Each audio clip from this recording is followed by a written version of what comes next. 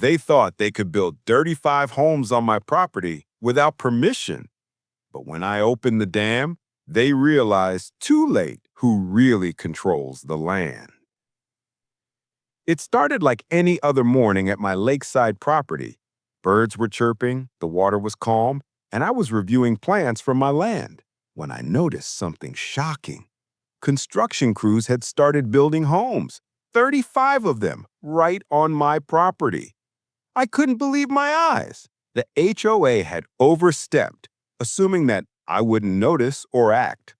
I tried contacting them, sending letters, but they ignored every communication. That's when I realized subtlety wouldn't work. It was time for a more hydraulic approach. The dam at the edge of my property controlled the water supply for the area. I walked up to the control, opened the sluice gates, and watched the water begin to flow toward the new development. Construction halted immediately. Workers scrambled to protect their equipment and materials, but the water moved faster than anyone anticipated. Streets flooded, foundations became unstable, and the 35 homes that had been built illegally now faced serious water damage. Karen, the HOA president, arrived on the scene, screaming into her phone like someone could magically fix the mess.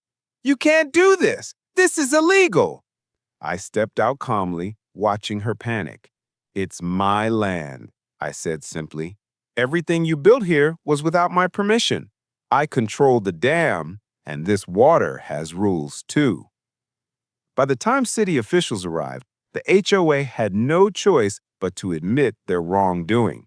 Construction was halted, permits revoked, and Karen's authority took a massive hit. She had tried to exploit the land without consent, but the law and a little hydraulic engineering was firmly on my side.